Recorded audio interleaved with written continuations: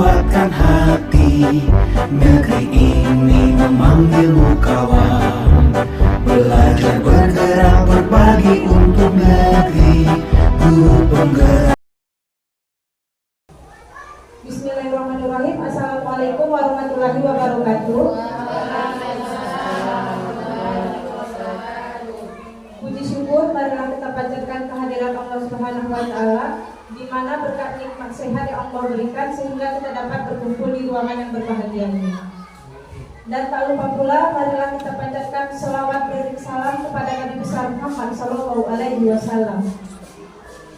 Jadi Bapak Ibu Dewan Guru, dari banyaknya kegiatan dan rutinitas kita setiap hari, marilah tidak lupa kita untuk berselawat minimal, kalau nggak bisa 100, marilah 50 kali dalam satu hari. Tujuannya apa? Agar nanti di akhirat kelak Nabi Muhammad berkenan memberikan syafaatnya kepada kita semua. Karena apa? Kita hanya manusia biasa.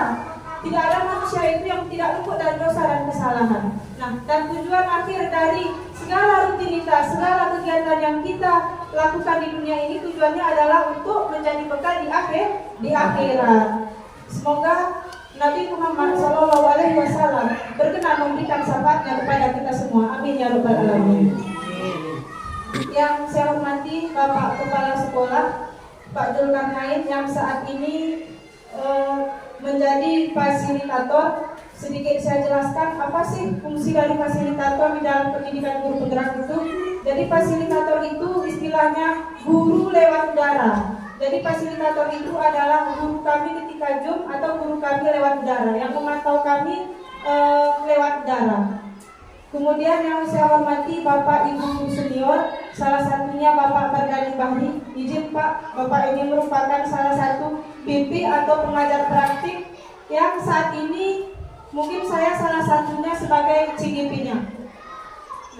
Kemudian yang saya hormati adik-adik PPL, mohon berkenan kiranya untuk duduk sebentar lagi membersamai saya dalam memaparkan diskriminasi mengenai budaya atau disiplin positif.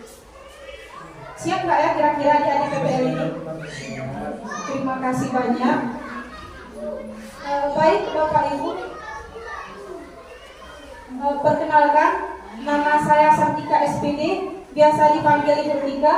Saya merupakan CGP Angkatan ke-11 Kabupaten Banyumas dari SD Negeri 1 Trijaya.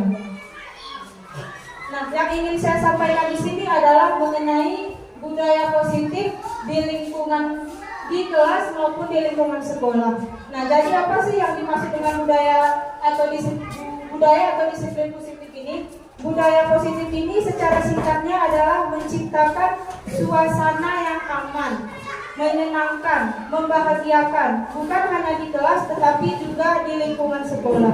Bagaimana cara menciptakannya? Kita mulai dari yang kecil dulu, dari dalam kelas. Mungkin Bapak Ibu guru di sini sudah selalu mempersiapkan media ataupun perangkat ajar. Dari perangkat ajar itu sebelum masuk kelas kita siapkan dulu. Kira-kira kalau seperti ini anak-anak senang nggak? Kira-kira kalau kita lakukan yang ini anak-anak antusias nggak? Aktif nggak? Nah, jadi beberapa hari yang lalu ada Ibu lihat anak PPL yang mengajarkan olahraga itu dengan dengan senam yang pururu itu, yang pururu. Nah, di sana kan antusias anak-anak. Sebelum adik-adik PPL ini melakukan senam pururu itu pasti sudah di rumah pasti sudah latihan dulu. Makanya Ibu lihat waktu itu adik-adik ini sangat antusias sekali. Nah, supaya nggak bosan, saya tahu saya tampil yang kedua. Terlebih kita pembelajaran orang dewasa ini memang kita pun tidak boleh berhenti dari yang namanya SDG. Supaya semangat, supaya apa yang saya sampaikan, kalaupun nggak bisa semuanya dibawa pulang, minimal sedikit saja. Saya harap Bapak Ibu guru maupun adik-adik PPL berkenan untuk berdiri.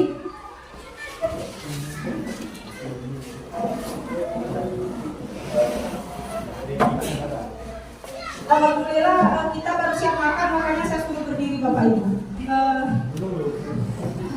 Jadi Bapak Ibu boleh di sini melihat benda-benda yang ada di sekitar kita. Nanti akan saya tanya satu-satu dan bendanya nggak boleh sama ya. Nanti saya tanya satu-satu. Lihat dulu, perhatikan sekeliling kita. Benda apa aja yang ada di sekeliling kita. Udah diperhatikan? Udah ya. Mulai dari Bapak Kepala, benda apa Pak? Aqua. Pak Ramli?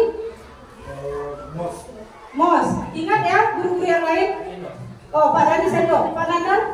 Pipet. Adik yang ganteng? Gelas. Yang satu lagi? Handphone. Adik dari? Buku. Adik? Meja. Taplak meja. Ibu? Kacamata. Adik? Charger. Pulpen. Ibu? Gelas. Gak boleh sama ya, gak boleh sama. Masih dirambah? Tampan. Masih banyak di bendanya. Ibu Ramli kardus. Adik? Apa? Tripod. Ibu Rijal? Apa namanya? Papan tulis ya. Ibu Saina? Apa itu? Terima kasih. Ibu Ati? Bunga. Ibu Mastri? Cangkir. Udah ada tadi cangkir. Yang lain Bu? Udah ada jelas. Apa? Gambar apa itu namanya Bu? Boleh disebutkan namanya. Berarti Ibu Mastri Jokowi ya. Ingat Jokowi. Kemudian Pak Mahabat? Mr. Allah. Ya Pak, kayaknya nggak usah Mr. Allah Pak. Apa ya? Nanti karena mau disebut Pak. Yang lain aja. Infokus. Ya boleh Infokus. Terima kasih. Kira-kira Bapak Ibu di sini ingat nggak? Siapa aja nama-nama benda dari kawannya tadi? Belum ingat? Ulang sekali lagi ya, karena ini lebih kurang permainannya seperti permainan presiden pada zaman kita dulu. Mungkin adik-adik PPL ini nggak ingat ya, tapi kalau zaman saya ada presiden. Ya. Kalau kita ulang lagi ya, ingat. Bapak izin Pak, namanya Pak. Aqua. Ingat ya, Bapak Kepala kita namanya Aqua. Nanti Mos. Pak Dani? Sendok. Pak Nanda? Gelas. Gelas sudah dua berarti. Gelas dua. Iya. Adik? Handphone. Buku. Meja. Taplak meja. Sabina?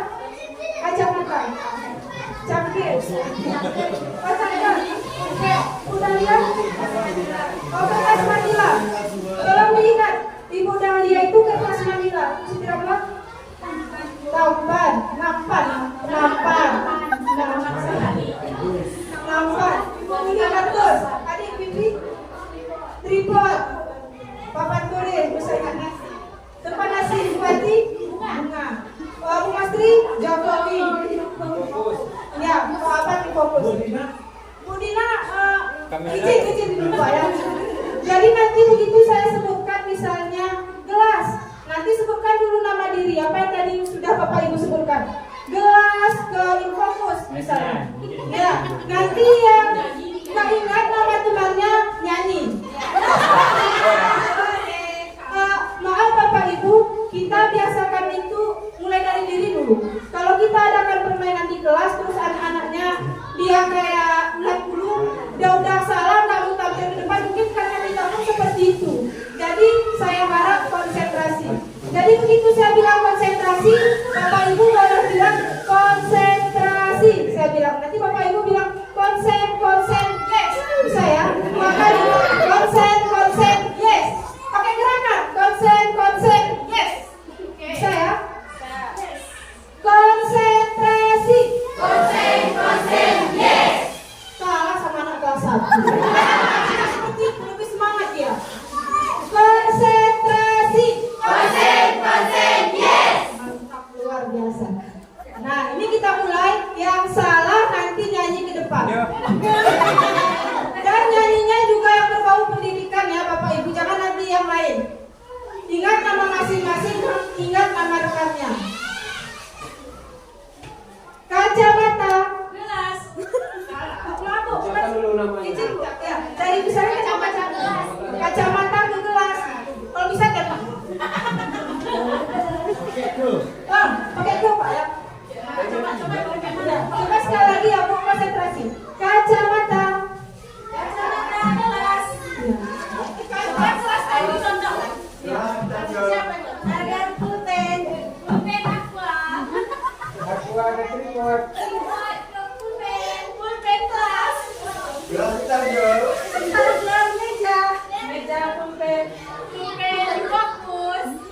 Fokus kacamata. Kacamata sendok.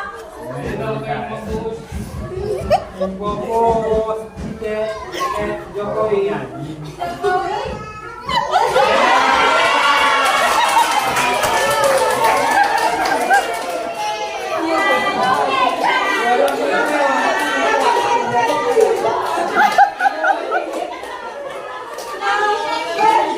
Bapak Ibu yang lain boleh duduk.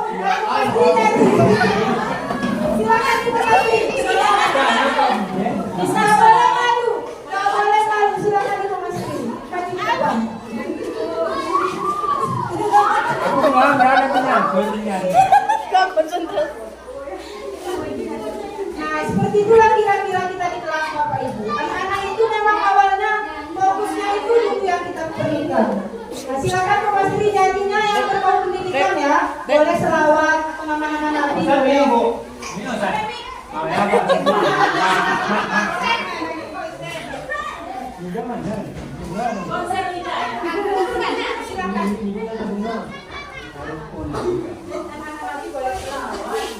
Oke, kita nyanyi selawat aja ya. Sama-sama tapi jangan saya sendiri. Oke, kita nyanyi lagu Anak-anak Nabi aja. Coba semuanya tepuk tangan. Anak-anak Nabi ada 7 orang, 3 laki-laki, 4 perempuan. Pertama Qasim, Abdullah, Ibrahim, Zainab, Ruqayyah, Umi Kalsum, Fatimah. Terima kasih banyak Ibu Mas Tri. Ternyata ya Bapak Ibu. Boleh tepuk tangannya dulu Pak untuk Mas Tri. Ternyata Bapak Ibu, jika ibu guru itu sudah tampil di depan, baik itu menjelaskan pelajaran ataupun bernyanyi, ternyata suaranya gak kalah sama Iis Dahlia. Betul apa enggak Bapak Ibu? Terima kasih Ibu Mas Tri. Permainannya mau dilanjut? Enggak. Kita lanjutkan dulu materi yang ingin saya sampaikan ya Bapak Ibu. Terima kasih atas partisipasinya di ice breaking tadi. Nah, jadi saya ingin menyampaikan di sini tentang budaya positif. Kira-kira apa ya yang melatari budaya positif itu? Nah, inilah dia latar belakangnya. Jadi menurut Ki Hajar Dewantara, Bapak Pendidikan tadi yang sudah disampaikan oleh Bapak Kepala Sekolah kita tadi, mengumpamakan sekolah sebagai sebuah ladang, tempat persemaian bibit. Agar bibit bisa berkembang secara maksimal, maka petani dapat memperbaiki kondisi tanah, memelihara bibit tanaman, memberi pupuk dan air, membasmi ulat-ulat atau jamur-jamur yang mengganggu hidup bibit tanaman dan lain sebagainya. Dari uraian tersebut kita dapat memahami bahwa sekolah diibaratkan sebagai tanah, tempat bercocok tanam, sehingga guru harus mengusahakan sekolah dari lingkungan yang menyenangkan, menjaga, melindungi murid dari hal-hal yang tidak baik. Dengan demikian karakter murid tumbuh dengan baik sesuai dengan profil pelajar Pancasila. Nah, mengacu inilah Bapak Ibu, bahwa lingkungan sekolah ini merupakan tanah. Kita guru itu sebagai petani, kita tanam padi. Nah, ibaratnya anak-anak kelas 1 yang baru masuk ini, kita tanam, kita semai dia, kita pupuk, kita jaga dengan baik agar tidak diganggu oleh hama. Ganggu oleh hama itu seperti apa? Tingkah lakunya yang tidak baik, kita luruskan, kita tuntun anak itu agar memiliki tingkah laku yang baik. Mungkin dia sedikit manja, kita tuntun dia agar di sekolah ini dia bisa lebih mandiri. Baik, selanjutnya Bapak Ibu, masih di latar belakang.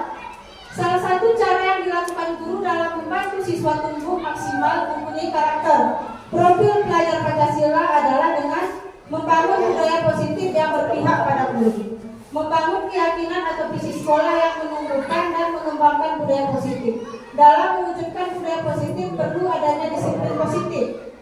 Mari kita bahas tentang konsep disiplin positif dan motivasi melakukan disiplin positif dalam budaya positif. Jadi Bapak Ibu di sini seorang guru yang baik harus mampu mewujudkan budaya positif di sekolah. Kemudian budaya positif itu dapat dijalankan dengan menerapkan konsep-konsep seperti disiplin positif, memahami motivasi, perilaku manusia, berkaitan dengan hukum dan penghargaan, posisi kontrol seorang guru, membuat keyakinan sekolah atau kelas, penerapan segitiga restitusi dalam penyelesaian masalah. Budaya positif adalah sebuah nilai kebajikan yang menjadi keyakinan dan pada akhirnya menjadi karakter atau ciri khas dari sebuah komunitas atau lembaga. Untuk menciptakan budaya yang positif di sekolah, guru hendaklah mampu menjalankan perannya dan bertindak serta mencipta sebagai proses kemerdekaan dirinya sehingga murid lebih mandiri dan bertanggung jawab. Ada beberapa konsep yang harus diketahui untuk membentuk budaya positif. Yang pertama, konsep yang harus kita ketahui adalah disiplin positif. Kita pun bisa menerapkannya dari 5 konsep Bapak Ibu. Yang pertama, disiplin positif. Disiplin positif adalah cara penerapan disiplin yang mengajarkan anak bertanggung jawab dan menumbuhkan kesadaran diri berdasarkan nilai-nilai kebajikan. Nah, jadi nilai-nilai kebajikan itu bisa seperti disiplin, kebersihan. Nah, disitulah kita tanamkan anak-anak agar mampu menjalankan disiplin positif. Misalnya jika disiplin tadi datang tepat waktu, jika kebersihan itu seperti membuang sampah pada tempatnya atau piket kelas. Nah, itu salah satu hal kecil di mana kita menciptakan disiplin positif di sekolah. Kemudian lebih mengarahkan disiplin dari yang dapat mengontrol diri dalam melakukan tindakan, dapat membuat murid memahami dan menyadari berdasarkan motivasi internal, bukan karena paksaan, ujian atau hukuman. Nah, jadi Bapak Ibu jika bisa motivasi itu dari dalam dirinya, misalnya piket kelas, jangan dipaksa dulu baru anak-anak itu mau piket, atau buang sampah pada tempatnya, jangan dipaksa dulu baru mau dia buang sampah. Ya, kita lihat di lapangan selama ini bagaimana kira-kira Bapak Ibu ketika buang sampah? Dipaksa, berarti motivasinya masih dari luar karena takut dihukum, karena nggak mau dimarahi sama gurunya. Tetapi kalau piket kelas, saya rasa yang kelas 3 sampai kelas 6 itu sudah mulai motivasi dari dalam diri, sudah mau piket. Walaupun nggak disuruh, kalau udah tahu dia hari Senin dia piket, pasti dia piket. Kecuali yang kelas rendah atau kelas 1, itu kan memang belum terlalu kita harap, tetapi sudah kita coba menanamkan disiplin positif. Seperti kelas 1A sebelum pulang wajib angkat kursi supaya terbiasa nanti ke depannya. Kemudian makna disiplin positif. Disiplin adalah sikap bertanggung jawab terhadap apa yang dilakukannya berdasarkan pada nilai-nilai kebajikan universal. Nilai-nilai kebajikan universal meliputi hal seperti keadilan, tanggung jawab, kejujuran, bersyukur, lurus hati, berprinsip, integritas, kasih sayang, rajin, komitmen, percaya diri, kesabaran, dan lain sebagainya. Menurut Ki Hajar Dewantara menyatakan bahwa untuk mewujudkan murid yang merdeka, murid harus memiliki disiplin yang kuat, berasal dari dirinya ataupun berasal dari luar diri, yang dinyatakan dalam bukunya yaitu Pemikiran, Konsepsi, Keteladanan, dan Sikap Merdeka. Jadi tidak bisa dipungkiri Bapak Ibu bahwa motivasi itu dari luar dulu. Setelah dari luar, baru kita bagi Bapak Ibu mohon maaf dan untuk adik-adik juga. Memang jika seorang ibu itu ya Bapak Ibu luar biasa memang. Selain ibu rumah tangga, mengurus anak, seorang ibu lagi kan Bapak Ibu. Sama sekarang sedang pendidikan saya pertama kali saya antar ke PAUD. Jangan ditanya antusiasnya bagaimana. Jangan ditanya antusiasnya bagaimana. Pelan-pelan aku bawa anak saya supaya nggak tabrak. Bu nanti ini gimana? Bu nanti ini gimana? Memang semangat saya kalau anak saya mau sekolah. Dan salah satu motivasi saya mengikuti pendidikan guru putra ini adalah anak saya. Jadi jika saya kerepotan sedikit, nggak sedikit sebenarnya, banyak kerepotannya seperti salah satu ini tadi. Jadi ya bagaimana? Itu adalah tantangan seorang ibu. Makanya perempuan itu dia nggak dianjurkan untuk bekerja. Terbalik. Ya, ini mungkin bisa jadi pelajaran untuk adik-adik ke depannya supaya itu tidak terjadi. Nah, jadi motivasi itu memang dari luar dulu. Jadi saya sedikit bercerita. Sebenarnya apa yang memotivasi saya untuk mengikuti program ini? Jika kita ingin sekolah, pendidikan, pasti yang terpikir di benak kita itu nanti pasti tugasnya banyak, repot. Lebih-lebih di Tripejaya ini jaringan susah. Mendung sedikit mati lampu, mendung sedikit mati jaringan. Terlebih saya yang beranak kecil. Jadi mungkin ini bisa menjadi salah satu motivasi bagi Bapak Ibu guru yang lain juga. Jadi sebenarnya Bapak Ibu ada kejadian di tahun lalu, tepat 1 tahun yang lalu, kejadian yang sebenarnya tidak saya inginkan.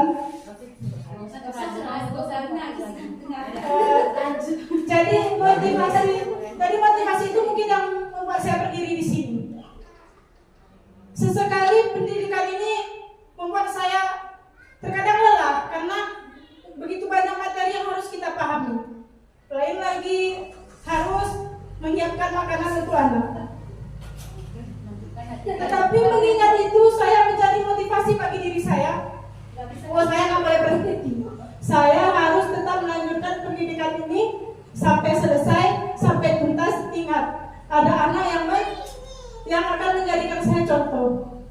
Jadi di ruang Zoom Bapak Ibu, ketika pertama kali Zoom, satu kata yang paling saya ingat yang dikatakan oleh ibu pasirnya adalah sesuatu itu diterapkan dulu pada diri sendiri. Kalau kita sendiri gak bisa menerapkan apa yang kita inginkan, jangan harap orang lain bisa. Kemudian sesuatu itu setelah bisa diterapkan oleh diri sendiri, terapkan dulu di lingkungan keluarga. Salah satunya anak. Kalau kita seorang guru, anak kita gak bisa ranking 1, itu kita dipertanyakan Bapak Ibu. Masa anak orang kita buat ranking 1, anak kita ranking sekian. Apa yang kita dapat Bapak Ibu, ilmu apa yang kita dapat, terapkan dulu ke anak. Terapkan dulu di lingkungan rumah. Karena pendidikan yang paling utama itu dan pertama itu adalah rumah. Kenapa saya katakan rumah? Karena Bapak Ibu ya, di sini siswanya banyak dan kita ketahui bahwa anak itu memiliki potensi yang beragam. Gak sama kemampuannya, gak sama daya tangkapnya, dan gak sama semua rumahnya. Di dalam rumah itu ada masalah apa enggak? Banyak anak-anak di sini kadang numpang-numpang tidur karena mamanya datang. Jadi karena kurang perhatian dia jadi lambat untuk bisa membaca. Itu kita seorang guru ini harus jangan dulu marahi anak. Nungguin kok kita panik ya. Kita tekan mentalnya. Di sekolah kita marahi, di rumah nggak dapat kasih sayang, bagaimana anak tersebut? Kan kasihan. Nah, makanya ada sebuah tulisan yang saya baca seperti ini. Anak yang tidak penuh komunikasinya di rumah, maka ke sekolah tujuannya bukan belajar, tapi mencari kasih sayang. Tapi anak yang penuh komunikasinya di rumah, maka itu anak itu cuma yang tujuannya belajar ke sekolah. Coba mulai besok Bapak Ibu yang kita perhatikan anak-anak kita. Berapa kira-kira yang siap untuk belajar dan berapa yang sebenarnya ke sekolah ini dia mencari perhatian dari kita. Nah, itulah tugas kita seorang ibu. Nah, ini tugas seorang ibu sedikit saya paparkan. Bagaimana caranya agar anak kita itu kita menjadi temannya, kita menjadi partnernya. Jangan sampai dia mencari perhatian ke orang lain. Mungkin itu menjadi salah satu alasan kenapa kita harus belajar. Kenapa saya katakan seperti itu? Dunia ini terus berkembang Bapak Ibu. Kalau kita nggak mau belajar, nanti kita tertinggal. Nanti anak kita yang jadi idolanya bukan lagi mama atau bapaknya, tetapi malah orang lain, gurunya. Ini pengennya cerak di mak. Gak dengar lagi apa yang dibilang bapaknya. Aku kata ustadku gini-gini, aku kata guruku gini-gini. Itu yang saya pribadi, itu yang saya hindari. Kalau bisa dia mendengar apa yang saya katakan. Nah, seperti itu kira-kira. Maaf sedikit melo tadi Bapak Ibu ya, kan seperti yang saya sampaikan tadi, Bapak Ibu akan ngantuk. Nah, seperti yang sudah saya sampaikan, ini merupakan contoh disiplin positif yang sudah mulai ada pada diri anak. Datang ke sekolah tepat waktu. Ini mungkin motivasinya sudah dari dalam diri. Karena saya lihat tidak banyak anak-anak yang terlambat, bahkan tidak ada. Kemudian membaca doa sebelum belajar dimulai. Kira-kira di kelas Bapak Ibu seperti itu juga nggak ya kira-kira? Iya. Kemudian berbaris di depan kelas. Kalau berbaris di depan kelas ini, saya rasa hampir semua kelas bisa kita bilang ini juga motivasi dari dalam diri. Nah, dan ini bisa kita pupuk dan kita lihat mulai dari hal kecil dulu motivasi dari dalam diri itu kita tumbuhkan. Selanjutnya ada motivasi perilaku manusia. Seperti yang saya sampaikan tadi, untuk melakukan sesuatu mungkin kita harus ada dulu motivasi dari luar diri kita supaya kita mau melakukannya. Setelah itu mungkin tanamkan bahwa motivasi itu harus dari dalam diri. Nah, di sini untuk menghindari ketidaknyamanan atau hukuman, untuk mendapatkan imbalan atau penghargaan dari orang lain, kemudian untuk menjadi orang yang mereka inginkan dan menghargai diri sendiri dengan nilai-nilai yang mereka percaya. Nah, di sini Bapak Ibu, yang kedua itu kalau bisa jangan melakukan sesuatu itu karena imbalan. Jangan melakukan sesuatu itu karena hukuman, tetapi usahakan ikhlas. Seperti kita yang datang ke sekolah ini. Saya kalau melihat guru-guru SD 1 Tripeja ini semangat sekali. Berangkat dari rumah, kalau yang ibu-ibu pakai bedak, pakai lipstik, pakai baju dinas, semangat dia. Tujuannya apa? Mungkin bukan hanya gaji saja, tetapi mencerdaskan anak bangsa. Kalau sekarang, kalau yang sebelum-sebelumnya mungkin dari nilai 1 sampai 10 untuk mencerdaskan anak bangsanya cuma berada di nilai 3, dan nilai 8-nya mungkin hanya untuk mengejar gaji. Kalau bisa dihindari mulai sekarang ya Bapak Ibu. Mari kita tanamkan dari dalam diri kita itu bahwa yang kita cerdaskan di sini hanya anak bangsa. Gaji itu ya sebagai pemanisnya lah, walaupun itu pun kan penting juga.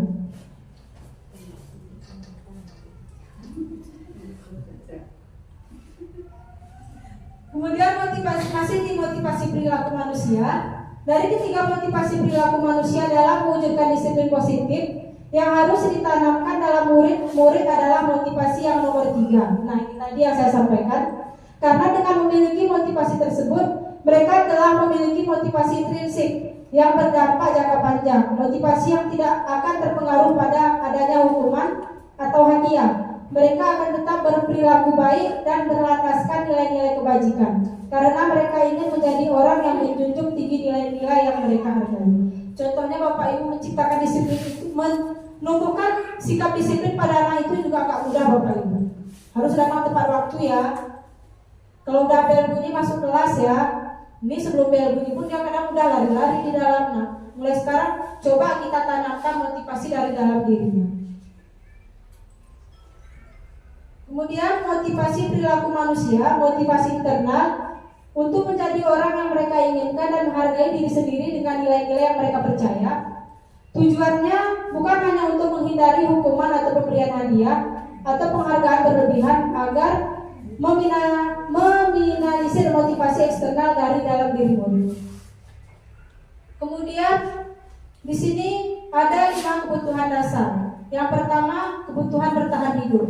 Kebutuhan bertahan hidup ini seperti makan, minum, rumah, itu pekerjaan, itu merupakan salah satu kebutuhan bertahan hidup. Nah, ini mau tanya dulu satu-satu Bapak Ibu. Kira-kira di mana atau di murid kita kebutuhan bertahan hidupnya contohnya seperti apa?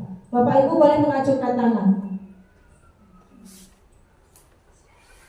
Kalau kita kan orang dewasa mencari rezeki, menyediakan makanan, menyediakan minuman, menyediakan uang jajan. Kalau anak-anak ini kira-kira kebutuhan bertahan hidupnya bagaimana? Mencari perhatian. Oh, mencari perhatian, diperhatikan. Itu kena ke kasih sayang dan rasa diterima. Dapatkan makanan yang bergizi. Ya, salah satunya mendapatkan makanan yang bergizi. Mungkin ini bagi bapak, bagi kita ibu-ibu yang berjualan di kantin, mungkin Kalau ada yang kira-kira makanannya nggak bergizi, mungkin dari sini ke depan kita perbaiki. Karena yang kita tumbuhkan di sini bukan hanya anak-anak untuk taman SD aja, tapi untuk ke depannya makanan dan minuman yang bergizi. Yang kedua, kasih sayang dan rasa diterima. Ini yang disampaikan Ibu Dina tadi, perhatian. Anak-anak yang kurang mendapat perhatian di rumah pasti caper di sekolah. Seperti itu nggak kira-kira? Caper dari sekolah. Sikit cokek kawannya nangis. Kadang disebut kawannya aja namanya dia nangis. Kadang disebut kawannya aja nama bapaknya dia nangis. Apalagi saya kelas 1. Jadi kan ada kejadian kemarin, saya di kelas 1 katanya seperti ini, Bu. Si Polan itu kan, Bu, bilangnya nama bapak aku, Bu. Kenapa nangis kalau dibilangnya nama bapak kamu? Kan bagus. Saya bilang, kenapa bagus, Bu? Berarti bapak kamu terkenal, bapak kamu hebat. Kamu tahu nggak nama bapaknya Jepri? Enggak, Bu, saya nggak tahu. Berarti bapaknya nggak terkenal juga, hebat. Kamu hebat, bapak kamu. Nanti bilang ya sama kawan-kawan yang lain, siapa nama bapak kamu? Abdullah, Bu. Nama bapaknya Abdullah ya. Besok-besok bilang lagi nama bapaknya Abdullah. Yang lain ya, kawan-kawannya bilang. Besoknya bapak ibu nggak mau satu pun yang bilang nama Abdullah tadi. Nggak ada yang bilang nama Abdullah tadi. Itulah anak-anak itu. Kita suruh berhenti, dilarang, enggak. Jadi sekarang kalau kelas 1 itu alhamdulillah nggak ada lagi yang menyebut-nyebut nama bapak. Karena saya bilang kayak gitu. Bu, sebutnya nama bapakku. Berarti bapakku terkenal kan, Bu? Iya, terkenal bapakku. Gitu aja. Supaya nggak timbul darah tinggi. Jadi mending yang positif-positifnya aja kita kasihkan. Kemudian penguasaan. Penguasaan ini salah satu contohnya adalah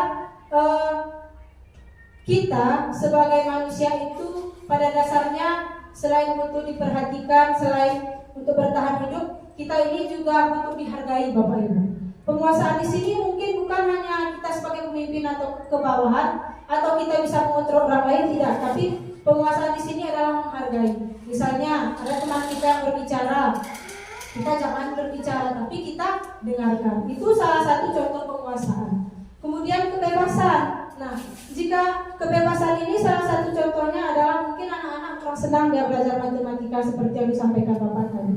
Dia pengennya menggambar, ya udah menggambar dulu. Nanti setelah menggambar baru belajar matematika. Nah, mungkin Bapak Ibu nggak asing dengan siswa kami yang kelas 1 yang amat sangat nilai kebebasannya ini tinggi sekali. Namanya Zaini Abdullah. Kenapa saya katakan dia kurang di kebebasan? Karena dia itu nggak senang di awal pembelajaran itu dia kayaknya kurang senang, entah nggak senang berdoa, entah bagaimana kurang tahu saya. Tetapi jika berdoa dan ice breaking dia nggak mau masuk kelas tuh, pasti di belakang. Kalau nggak di belakang di pintu dia duduk. Tetapi begitu sudah kita kasih pelajaran, misalnya nulis, membaca, yang terakhir adalah kesenangan. Nah, kesenangan ini kayaknya kalau di SD ini yang paling banyak menonjol. Anak-anak lebih senang dia belajar olahraga, main bola, ketimbang belajar yang lain. Kesenangan yang lain apa? Kita lihat dari anak-anak kita ini. Menggambar, menghias kelas, kemudian main lari-larian, main buat bola, main kekuringan kalau bahasa gayunya. Bagus juga. Yang penting, tapi maunya bisa kita kontrol. Seperti kalau buat bola-bola dari tanah itu kan nanti kotor. Kalau anak istri kayaknya kebanyakan yang nampak itu kesenangannya kalau menurut saya, Bapak Ibu. Nah, ini dia 5 kebutuhan dasar manusia tadi yang seperti saya sampaikan.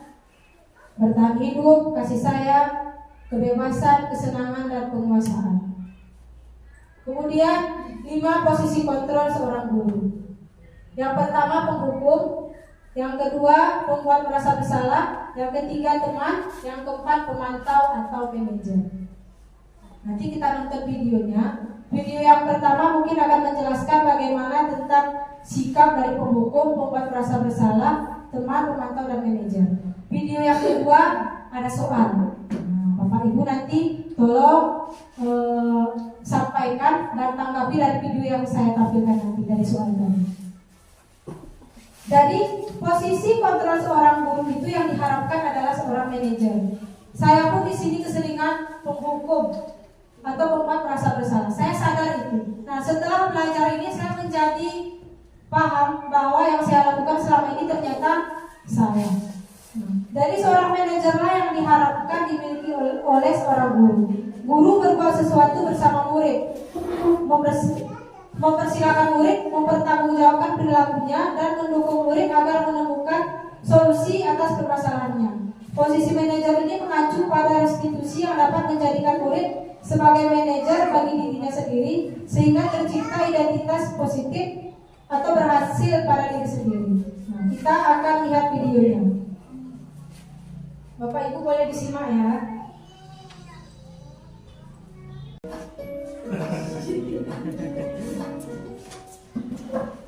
Salam bahagia Ibu dan Bapak Guru Boleh hebat. diperhatikan dulu Bapak Ibu ya sebelum ke soal tadi. Restitusi.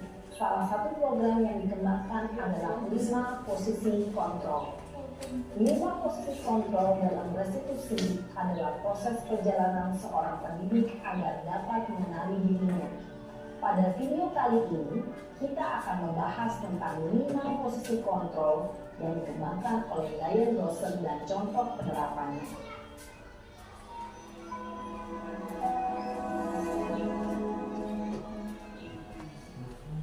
Lima posisi kontrol itu adalah 1. Posisi penghukum, 2. Posisi pembuat merasa bersalah, 3.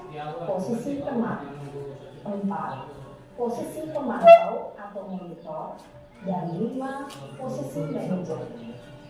Untuk lebih memahami kelima posisi tersebut, mari kita saksikan kasus Naren yang terlambat hadir 20 menit di sekolah dan melihat bagaimana kelima posisi kontrol dalam menghadapi masalah tersebut.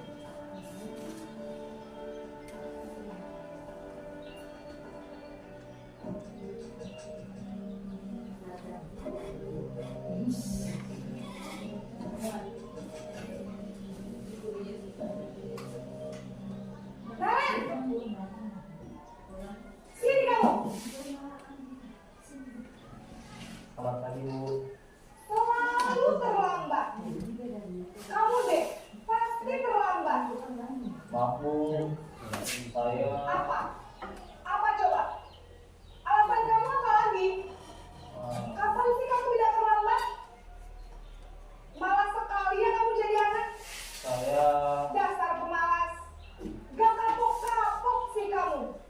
Sudah berapa kali terlambat? Sana, kamu keliling lapangan basket 2 kali. kenapa saya harus keliling lapangan basket Bu?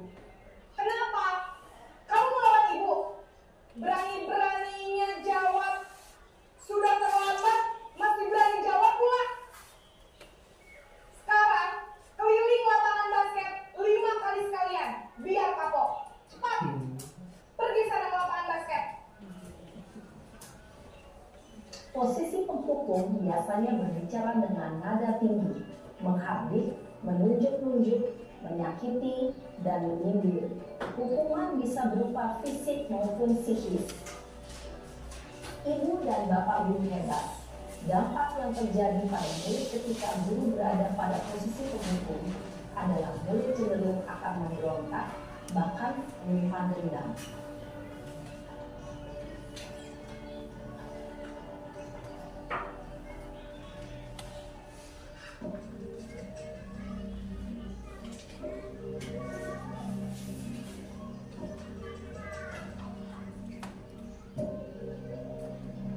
Naren!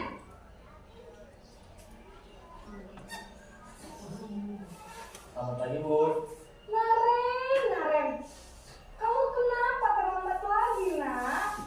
Ya Tuhan, Naren, kamu senang ya bikin ibu susah ya?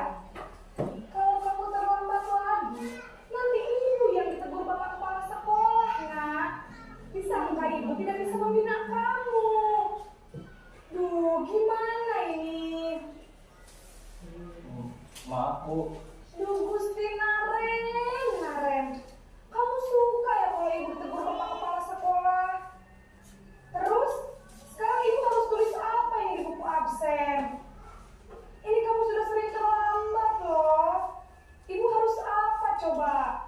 Maaf Bu, maaf sekali. Ya sudah, lain kali jangan bikin ibu susah lagi ya nak ya. Ibu tidak akan kuat lagi kalau kamu gini terus. Bisa jantungan kalau ibu ditegur bapak kepala sekolah. Sana cepat kelas. Maaf ya Bu, maaf sekali. Posisi pembuat rasa bersalah berbicara dengan nada tenang, cenderung lembut, namun kata-kata yang diutarakan membuat murid merasa menjadi orang yang gagal. Memandang buruk dirinya sendiri, merasa tidak berharga, dan tidak sanggup membahagiakan orang lain. Ketika guru mengambil posisi pembuat rasa bersalah, murid akan menganggap dirinya yang bersalah dan ia akan menyimpan emosi negatif tersebut di dalam dirinya.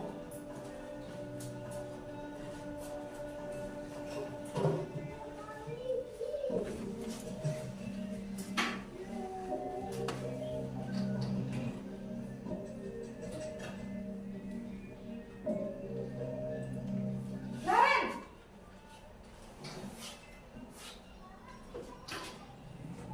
Selamat pagi Bu. Wah, sudah jam berapa ini nak? Terlambat lagi ya sayang. Iya Bu, habis ibu saya lupa bangunkan saya Bu. Kamu malah menyalahkan ibu kamu. Kamu bukan anak yang paling kencang. Kok terlambat sih? Iya Bu, saya memang terlambat bangun tadi. Jadi biarpun saya lari kencang, tetap gak kekejar Bu. Ya sudah sana, nanti lain kali larinya lebih kencang lagi ya. Biar gak terlambat lagi. Bikin seneng ibu, demi ibu. Bisa kan? Bisa Bu. Ya sudah sana masuk kelas. Ibu beresin urusan absen kamu. Kamu ini ada-ada saja. Dalam posisi teman, guru berbicara dengan nada suara ramah, akrab, cenderung bersenda gurau untuk menjaga suasana tetap santai. Murid akan merasa senang, aman, dan akrab dengan guru. Identitas yang tercipta adalah identitas sukses atau berhasil. Namun, perlu diingat, karena ini masih dorongan eksternal, maka ada faktor ketergantungan dari murid kepada orang tertentu. Di sini guru absennya, sehingga di lain waktu murid bisa berperilaku baik, namun hanya kepada orang-orang tertentu saja.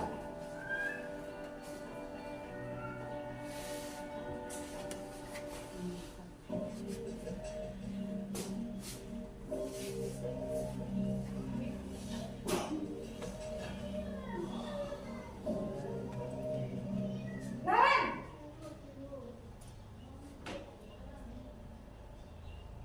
Selamat pagi Bu. Naren, apa peraturan sekolah kita tentang jam berapa kita harus masuk sekolah, nak? Kita harus di sekolah jam 7 Bu. Iya betul, sekarang sudah jam 7.20. Naren sudah tahu konsekuensinya jika terlambat hadir. Paham Bu, saya harus tinggal kelas pas jam istirahat selama 20 menit. Iya benar, konsekuensinya demikian. Jadi nanti jam 9.30 pas istirahat, kamu harus tinggal di kelas, kerjakan tugas tambahan untuk ketertinggalan kamu, ya? Baik Bu.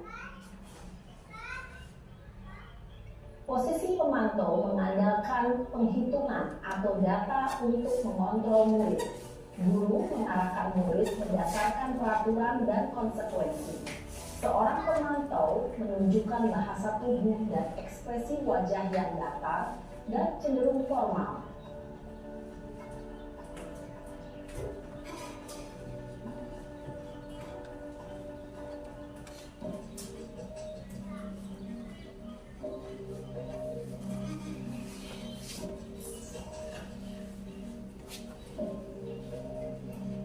Naren!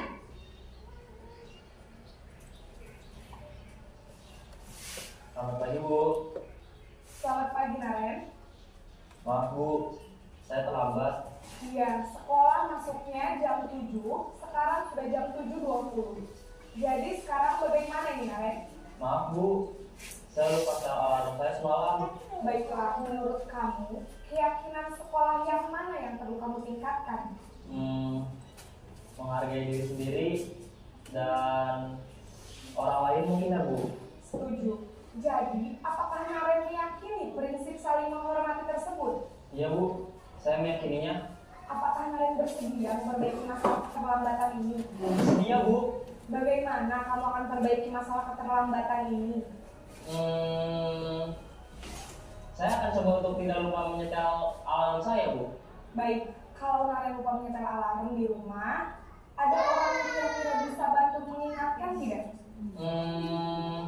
Ada, Bu. Kakak saya, Kak Emma. Ada lagi selain Kak Emma? Selain Kak Emma, ada ibu saya. Baik, jadi yang mengingatkan Naren adalah Kak Emma dan Ibu Hadia. Kira-kira akan mulai start alarm kapan nih, Naren? Setelah pulang sekolah, akan segera saya lakukan. Baik, jadi Naren akan setel alarm untuk bangun besok pagi dan akan diingatkan oleh kakak dan ibunda Naren ya. Ada lagi yang mungkin perlu dilakukan Naren agar tidak terlambat bangun lagi? Tidak ada, Bu. Baik Naren, terima kasih untuk kerjasama kamu. Sekarang kamu perlu kembali ke kelas untuk belajar. Baik, Bu. Terima kasih. Posisi manajer adalah posisi kontrol yang disarankan untuk membimbing murid memiliki sikap disiplin yang positif, yaitu murid yang mandiri, bertanggung jawab, dan dapat memecahkan masalah. Tujuan dari posisi ini adalah agar murid dapat berefleksi atas tindakannya.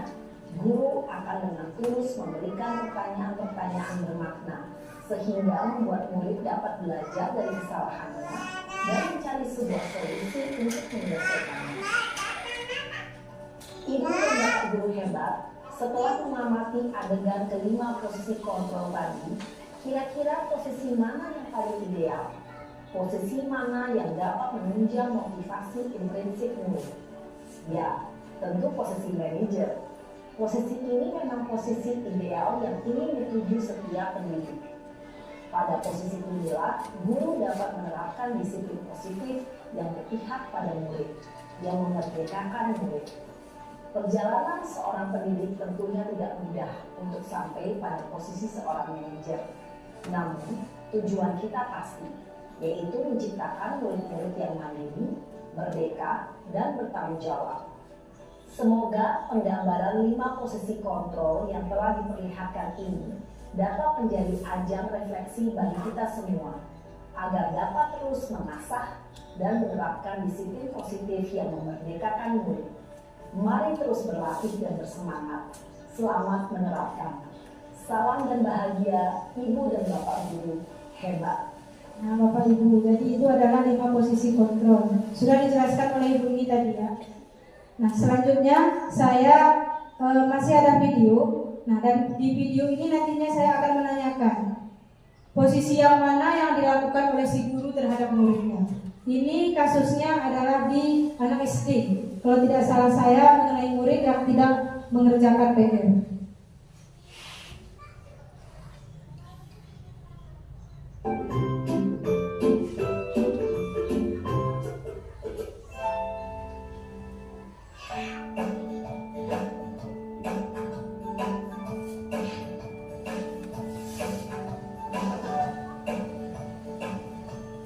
Halo, Bapak Ibu Guru calon guru penggerak.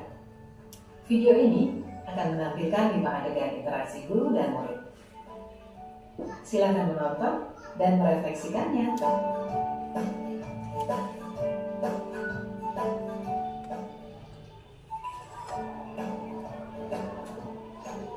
Pagi anak-anak, silakan PR yang kemarin Ibu berikan diletakkan di meja.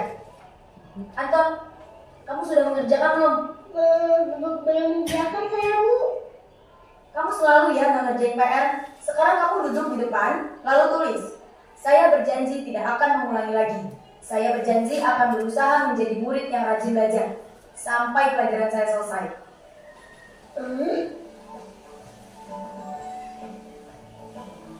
Pagi anak-anak, hari ini ada tugas ya. Ada yang belum mengerjakan? Anton, kamu sudah mengerjakan? Belum, Pak. Kamu nggak ngerjain tugas ya? Kamu mau jadi apa nanti? Kamu lihat sekolah nggak sih? Coba bayangkan orang tuamu betapa kecewanya sama kamu. Kamu itu sudah kelas 5. Harusnya bertanggung jawab sama dirimu sendiri. Maaf Bu, saya terlambat. Ya udah, nanti jangan diulangi lagi ya. Kalau kamu rajin, ibu senang lihatnya. Ya, lain kali apa tuh ya masuknya. Tas dulu dong. Kita kan teman. Wah, jadi kalau aku terlambat lagi, apa ya?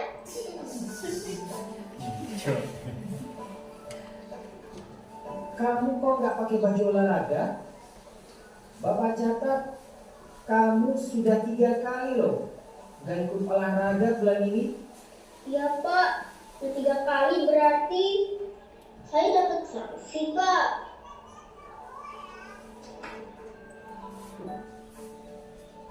Ini Bu, saya mengumpulin tugas.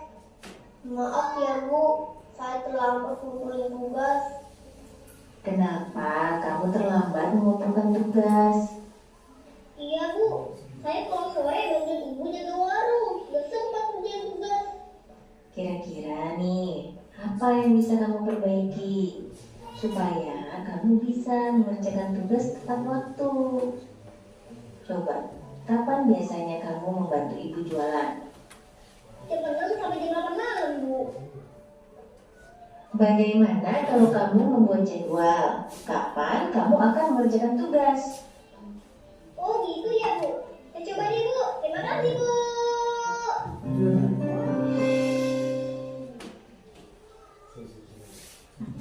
Dari kelima adegan yang dilakukan oleh guru dan Anton tadi,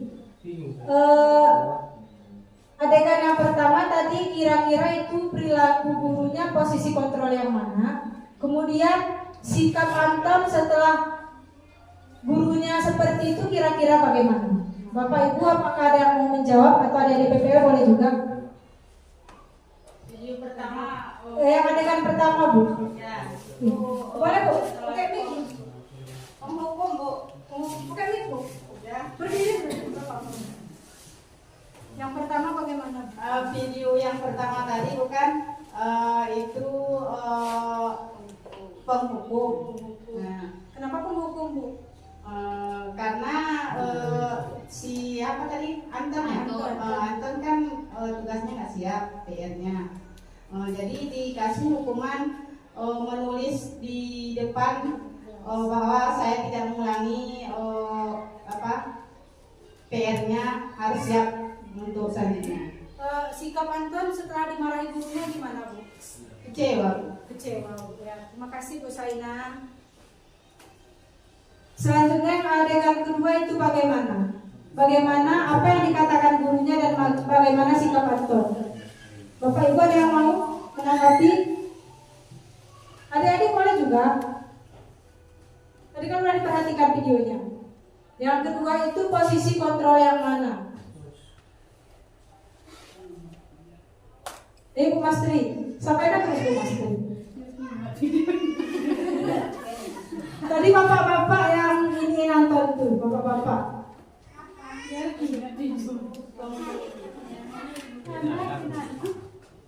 Boleh adik-adik yang ganteng itu ya. Karena dia nggak masuk kelas saya. Boleh yang video dulu boleh tadi, boleh ditanggapi. Nama saya Roy Gusti. Menurut saya yang di video kedua tadi adalah posisi kontrol membuat saya bersalah, Bu. Iya. Karena terus dibayang-bayangi gimana ke depannya atau disuruh bikin ibu di rumah gimana. Perasaan orang tuanya. Ya Bu. Jadi anak sudah tertekan juga, Bu, dan tidak percaya juga mungkin, Bu, ya, gara-gara itu, Bu. Terima kasih, Bu. Terima kasih yang siapa tadi namanya? Roy. Terima kasih Roy. Nah jadi yang kedua itu adalah merasa bersalah. Karena tadi ada gurunya sempat bilang, kamu gak mikirin apa perasaan orang tua kamu di rumah, seperti itu. Jadi nggak harus melulu perasaan bersalah itu. Kamu nggak takut ya ibu dimarahi kepala sekolah, bukan. Tapi mengingatkan orang tua juga mungkin salah satu posisi kontrol guru itu sudah membuat anak merasa bersalah. Kemudian yang adegan ketiga, yang ada tos-tosnya, kira-kira itu Posisi kontrol yang bagaimana? Sebagai teman. Kenapa sebagai teman? Iya, karena ada kata-katanya kita kan teman. Terus itu apa boleh dilanjutkan? Di situ tadi ada kata-kata ibunya, kita kan teman, terus dulu. Jadi di situ anak itu ulangi ini dia nanti, saya akan mengulangi lagi. Kemungkinan dia akan mengulangi kesalahan lagi. Kalau seperti teman kita agak anak. Iya, betul. Sedikit cerita ya Bapak Ibu. Terima kasih Bapak Ibu dan Roy tadi sudah menanggapi dari video tadi. Jadi, Roy.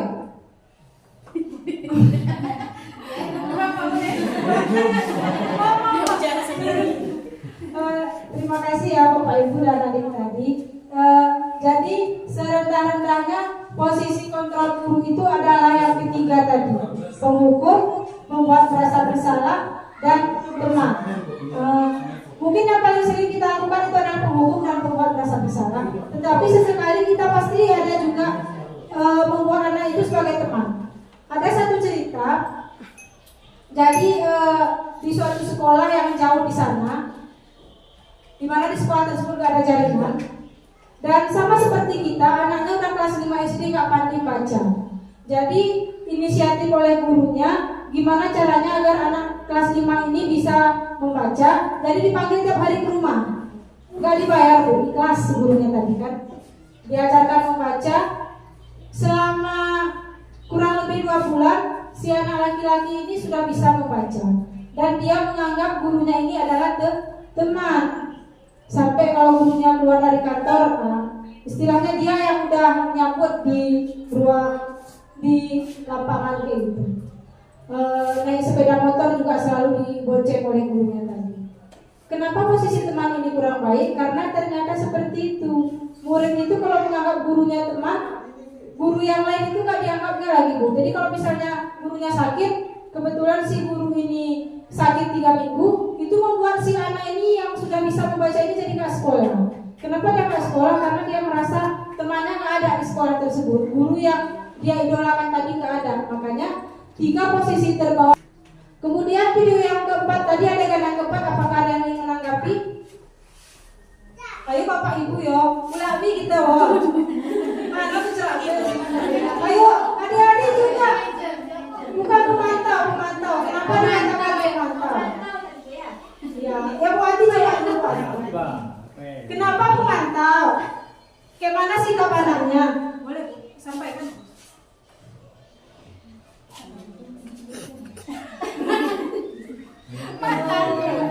Dari anak tadi, gurunya itu memberikan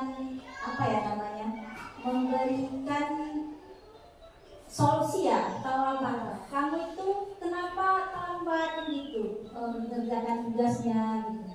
Karena Bu, saya bantuin mama saya di rumah gitu. Jadi supaya kamu mengerjakan tugasnya, jadi kamu bagi waktu aja gitu. Itu tadi ya. Ya. Itu aja Bu. Mantap. Ya, terima kasih Bu Ati.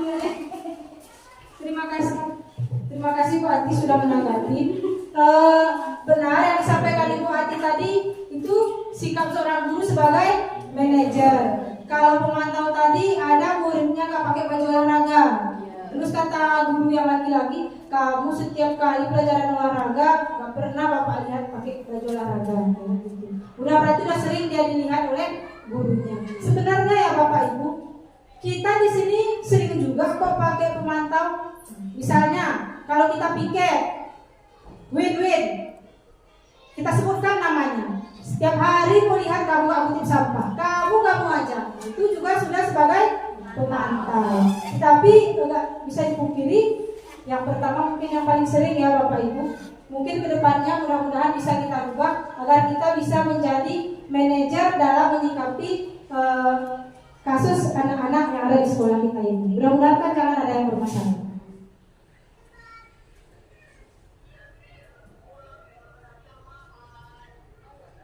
Nah, selanjutnya keyakinan kelas. Nah, di sini nanti Bapak Ibu akan saya minta menulis Mungkin sebagian besar dari Bapak Ibu Dewan Guru sudah membuat keyakinan kelas. Nah, di sini saya ingin kita bersama-sama membuat keyakinan kelas karena ada 5 bagian atau 5 langkah dalam membuat keyakinan kelas. Yang pertama, saya baca dulu keyakinan kelas itu apa ya Bapak Ibu.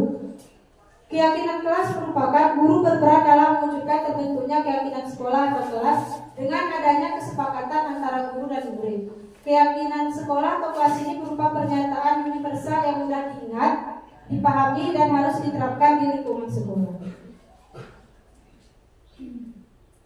Mengapa harus keyakinan kelas? Mengapa tidak peraturan kelas saja? Jawabannya adalah suatu keyakinan akan lebih memotivasi seseorang dari dalam atau memotivasi secara intrinsik. Seseorang akan lebih tergerak dan bersemangat untuk menjalankan keyakinannya daripada hanya sekedar mengikuti serangkaian peraturan yang mengatur mereka. Harus berlaku begini atau begitu yang membuat ketidaknyamanan dan keterpaksaan. Berikut adalah cara membuat keyakinan kelas. Nah, ini begitu banyak cara membuat keyakinan kelasnya, tetapi yang singkatnya ada 5 langkah membuat keyakinan kelas. Yang pertama, kita minta dulu murid kita itu membuat keyakinan kelas. Nah, di sini Bapak Ibu boleh mengambil pulpen atau pensil. Kita anggap kita ini adalah murid di sebuah kelas. Kemudian bagaimana caranya agar kelas kita itu aman, agar kelas kita itu nyaman, agar tujuan pembelajaran tercapai. Kira-kira keyakinan kelas seperti apa yang harus kita sepakati bersama. Ini saya bagi post-it atau kartu berwarna. Nanti setelah Bapak Ibu siap membuat keyakinan kelasnya, boleh ditempel di kertas plano yang sudah saya tempelkan.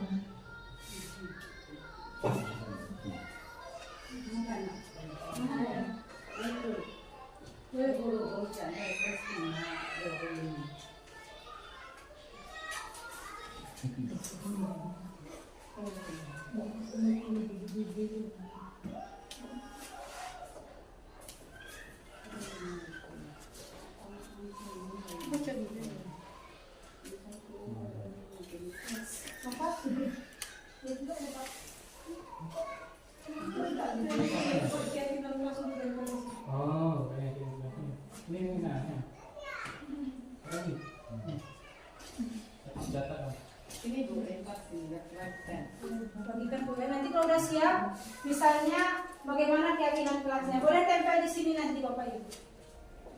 Tempel di semua.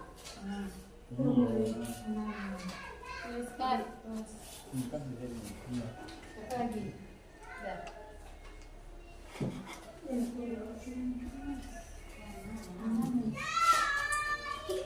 Ini langsung keyakinan kelasnya. Nanti setelah dibuat keyakinan kelasnya Pak, baru dibuat kata-kata positifnya Pak. Berarti Peraturan kelas dulu Pak maksudnya. Nanti ditempel di sana. Setelah itu baru kita sortir. Sarah, Bu. Satu orang satu aja Bapak Ibu. Ini tadi kami membuat dokumentasi ini dalam pembuatan keyakinan kelas di kelas kami.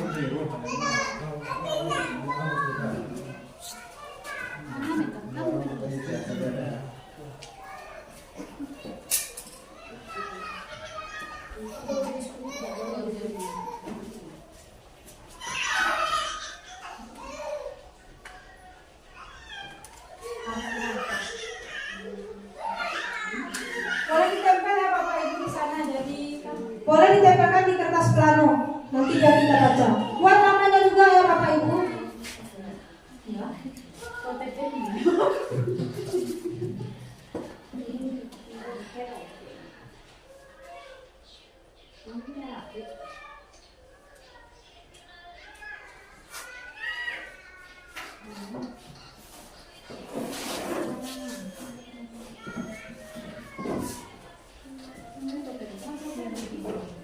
Jadi ini yang kita buat peraturan kelasnya dulu ya.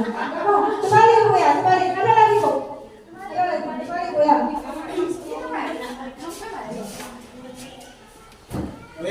We dirapal, we baru.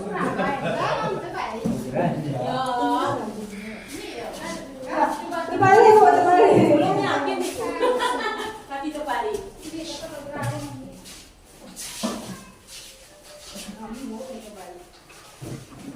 Bagi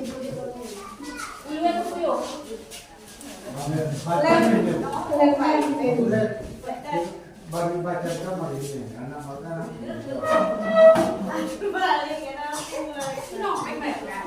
Yang di bawah aku boleh di situ. Ini ada lagi bu.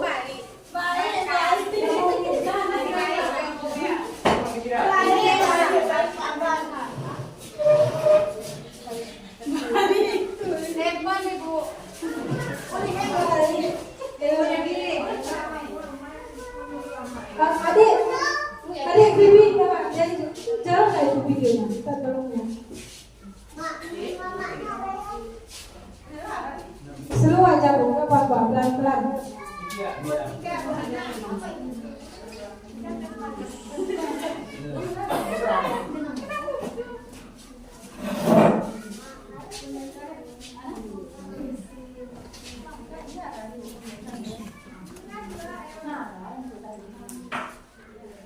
Udah Bapak Ibu udah dikumpul semua? Belum. Oh, belum? Balik, hebat balik. Buat nama Bapak Ibu biar saya bacakan satu-satu. Kalau sudah ada yang nggak pakai nama itu pasti saya.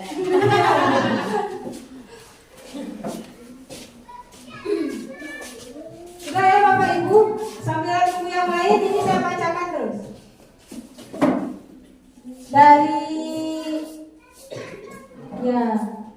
Ini dari Ulan. Sebelum memulai pembelajaran kelas sudah berada di dalam keadaan yang nyaman.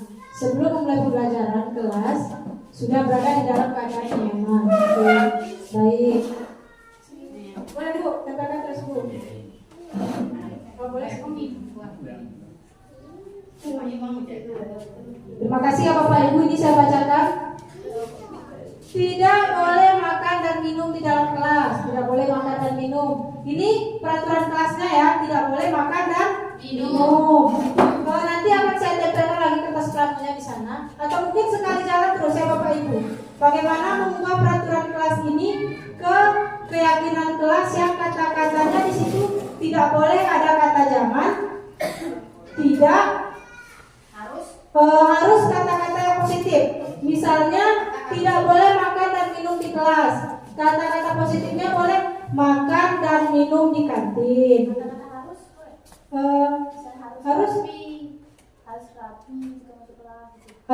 Harus mungkin boleh. Itu kan bukan kata-kata yang negatif. Sekalian terus ya Bapak Ibu, ini saya tempelkan lagi kertas plannya di sebelah kiri. Nggak usah banyak-banyak, 5 jam menghemat waktu. Saya tahu Bapak Ibu udah ini dari ibu sama anak ibu. Belum punya anak Bu.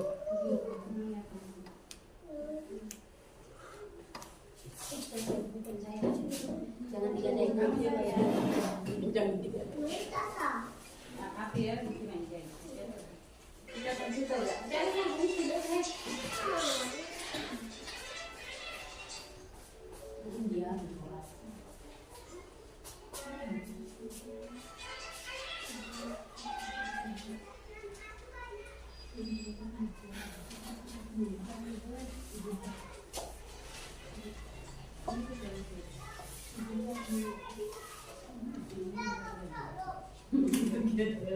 Saya minta perwakilan adik PPL untuk maju ke depan untuk menuliskannya. Siapa yang kira-kira menulis di depan? Boleh maju terus. Tulis saja. Ini yang kedua ya. Membuat keyakinan kelasnya atau mengubah ke kata positif.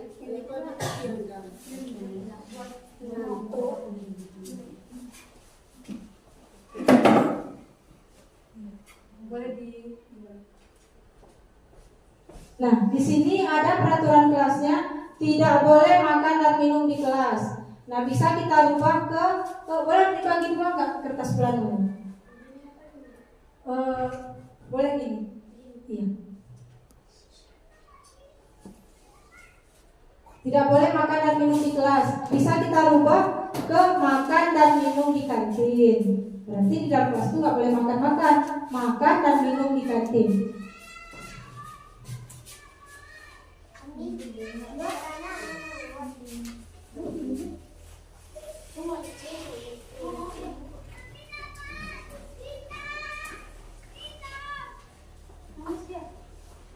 makan dan minum di kantin.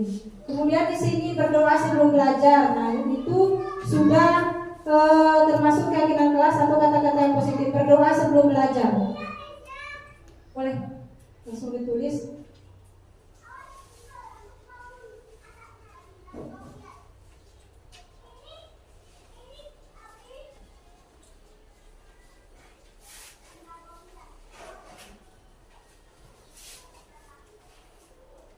Kemudian dilarang bertengkar. Ini kira-kira kalau dirubah ke kata positif, bagaimana kira-kira kata-katanya Bapak Ibu?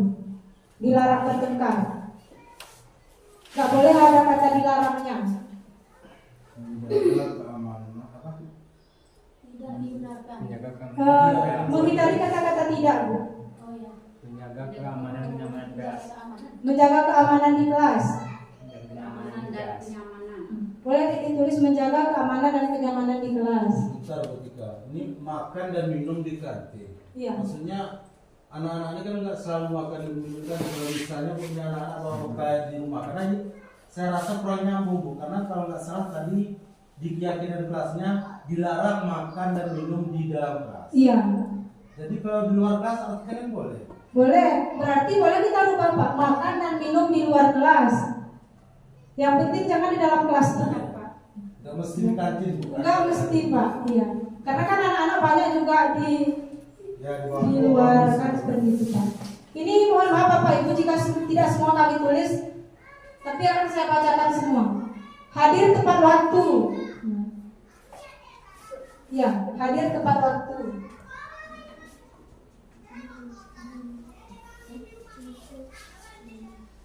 Nah, di sini ada juga Bu Siti Ramlah datang pukul 7. Ini juga sama, berarti datang harus tepat waktu.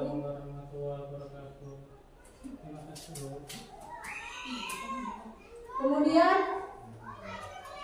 tidak ke kantin pada saat jam pelajaran. Deli Julita. Berarti ini kalau dirubah kata-kata positif bagaimana? Jajan atau jam istirahat. Ya. Jajan ketika jam istirahat. Tidak ke kantin pada saat jam pelajaran. Berarti jajan Ketika saat jam istirahat. Ke kantin pada saat istirahat mungkin bisa.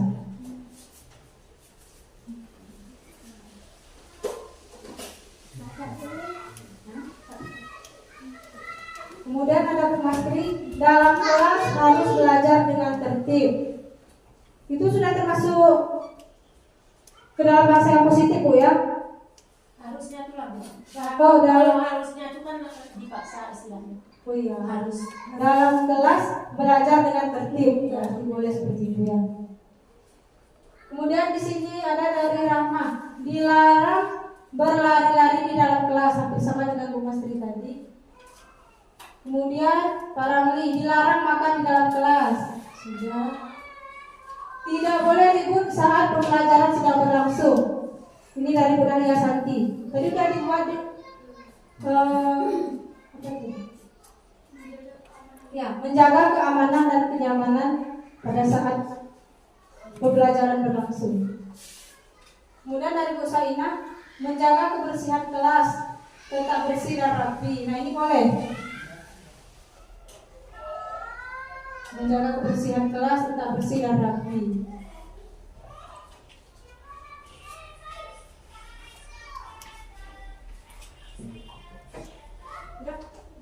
Berapa udah? 5 ya. Ini saya bacakan lagi ya Bapak Ibu. Tidak boleh bertengkar dalam kelas. Hampir sama tadi dengan Pak Bardari tadi. Bawa botol minum sendiri. Ya, bawa botol minum sendiri. Ini termasuk keyakinan kelas kan? Iya. Iya.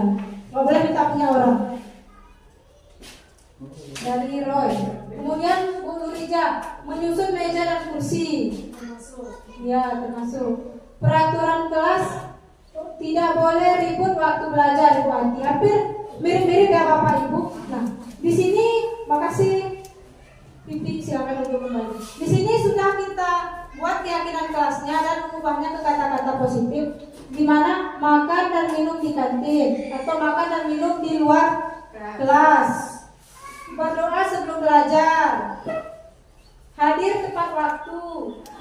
ke kantin pada saat jam istirahat, kemudian menjaga keamanan dan kenyamanan kelas. Ada tadi lagi tentang kebersihan oleh Ibu Saina tadi. Nah, setelah tahap yang kedua ini kita lanjut ke tahap yang ketiga, yaitu membuat nilai kebajikan dari keyakinan kelas yang sudah kita sepakati. Misalnya makan dan minum di kantin, kira-kira nilai kebajikannya apa? Disiplinkah, jujurkah, kebersihankah? Apa kira-kira Bapak Ibu? Apa kira-kira nilai kebajikannya itu? Makan dan minum di luar kelas atau di kantin. Kebersihan? Kebersihan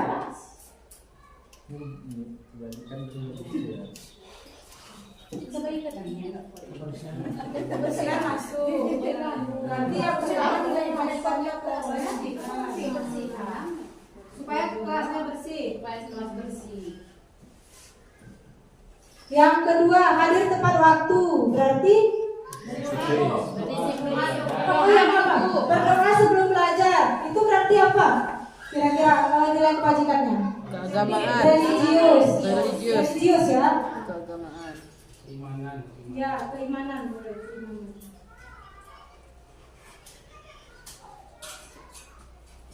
Kemudian hadir tepat waktu. Berarti nilai kebajikannya disiplin. Ke kantin pada saat jam istirahat. Disiplin nilai kebajikannya. Menjaga keamanan dan kenyamanan kelas. Coba ya kira-kira. Ketertiban. Ketertiban.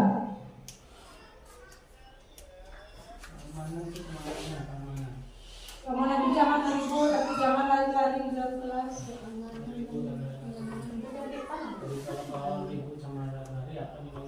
Ya, apa kira-kira nilai kebajikannya? Masuk disiplin. Disiplin? Ya disiplin. Disiplin masuk nggak Pak ya?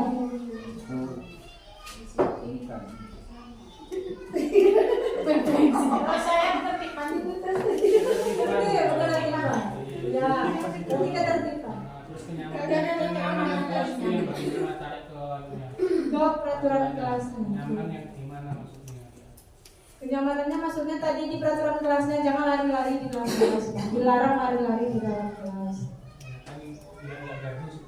Ya. Disiplin. Ke kata tadi disiplin kewajiban. Nah, seperti ini 3 langkah dalam membuat keyakinan kelas. Kemudian langkah yang keempat itu seperti huruf Y dia Bapak Ibu.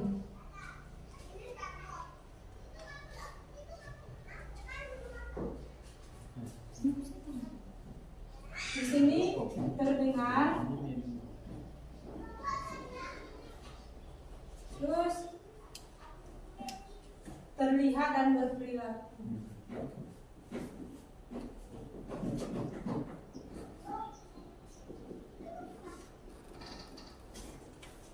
Bagaimana kira-kira yang terdengarnya, yang bisa didengar? Misalnya, ayo makan dan minum di luar kelas. Kemudian yang terlihat saya ambil contoh hadir tepat waktu. Itu kan kita lihat dulu. Nanti kita buat di sini. Kemudian yang berperilaku berdoa sebelum pembelajaran dimulai. Nah, bisa seperti itu. Baru kemudian bagian kelimanya di keyakinan kelas itu gurunya yang bagaimana dan tugas muridnya yang bagaimana.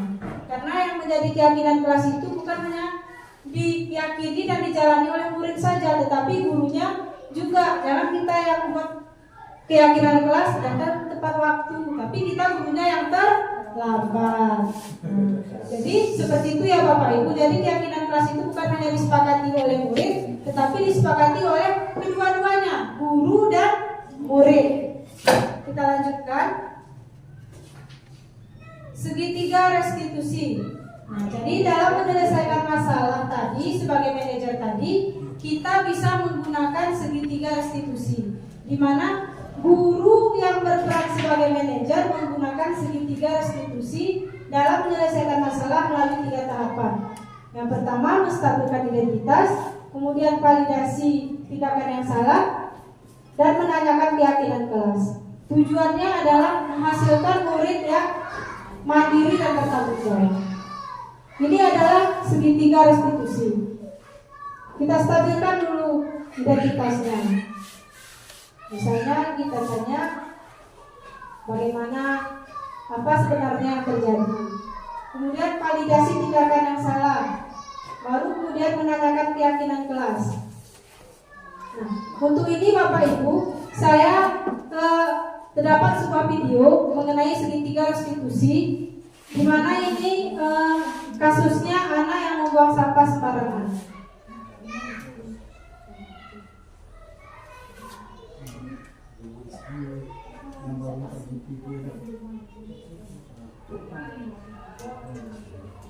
Mungkin suaranya sedikit kecil ya.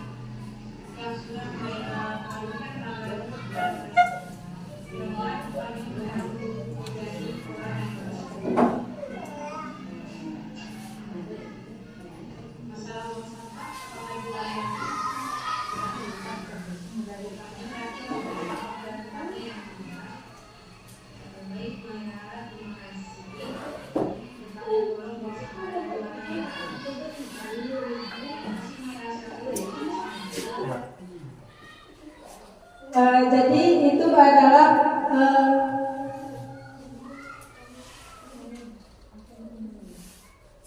menangani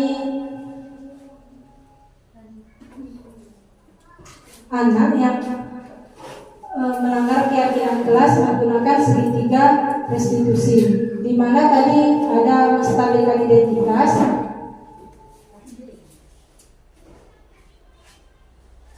ya, kemudian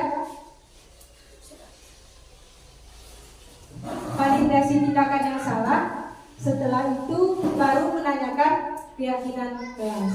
Nah, jadi segitiga restitusi tadi bisa kita gunakan ketika anak itu melanggar keyakinan kelas atau melanggar peraturan sekolah. Jangan langsung kita marahi, kita tanyakan dulu. Kemudian kita validasi tindakan yang salah, kemudian baru kita tanyakan keyakinan kelas bagaimana solusinya agar dia tidak mengulangi hal yang demikian lagi.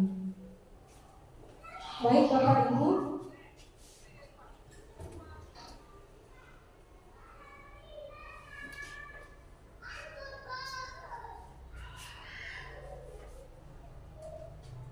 nah sebenarnya saya di sini ada kasus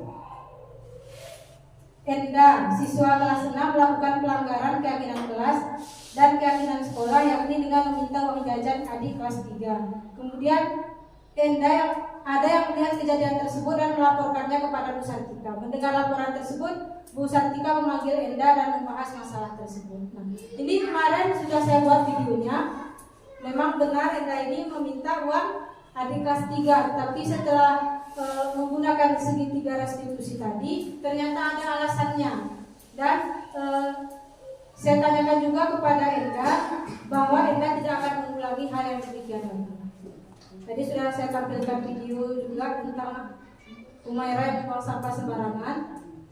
Terima kasih Bapak Ibu sudah berkenan membersamai saya dalam apa yang sudah saya sampaikan hari ini. Boleh direfleksikan atau diceritakan sedikit saja biar kita padai sampai di sini. Ya, biar cepat. Ya, boleh. Terima kasih Bu atas kesempatannya. Kemudian presentasinya sangat luar biasa Bu. Walaupun kami mungkin ini sambil mendengarkan sambil mengerjakan tugas, jadi ini alhamdulillah cukup luar biasa. Saya rasa ini setelah kita keluar sertifikatnya cuman saya menekankan di sini ya, di kesepakatan kelas ini bukan untuk ibu aja, maksudnya untuk kita semua kelas. Kalau nggak salah di SP 1 ini 2 tahun berturut-turut kita merah di pelecehan seksual ya. Dapat kemudian kita ya. Ada. Jadi kalau bisa kesepakatan kelas itu dibuat atau keyakinan kelas misalnya menjaga sikap yang bukan murim lah. Kemudian kita masuk ke mungkin itu aja Bu. Sekian, terima kasih. Baik, terima kasih. Saya akan merefleksikan dalam kegiatan kita pada pagi hari ini sampai siang kebetulan ya. Untuk kegiatan alhamdulillah berjalan lancar dan saya senang karena saya di sini dapat materi baru terkait dengan yang disampaikan dari Ibu Sartika terkait dengan penerapan budaya positif di dunia. Mulai dari kebutuhan dasar yang menggerakkan bahwasanya anak itu berbuat salah itu atas dasar apa. Kemudian bagaimana cara kita memposisikan diri sebagai penghukum, pemantau, pembuat rasa bersalah sampai ke seorang manajer. Dan diharapkan kita sebagai guru itu berperan sebagai manajer sehingga anak itu dapat melakukan tindak tanduknya itu merestitusi sendiri, artinya solusi dari dia sendiri, permasalahan dari dia sendiri, kemudian dari dia sendiri yang muncul dari solusi yang ditawarkan kepada kita. Mungkin itu Bu yang perlu saya sampaikan. Terima kasih.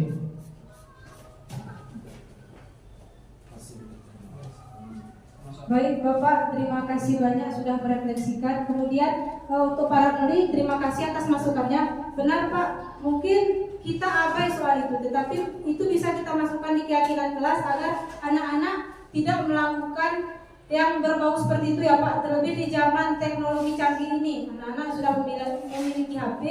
Nah, jadi orang tua dan kita juga selaku guru memang harus pandai-pandai dalam mengawasi anak menggunakan gadget ini. Baik Bapak Ibu, saya ucapkan terima kasih sekali atas antusiasnya dan atas partisipasinya. Saya pada sampai di sini dengan mengucapkan wassalamualaikum.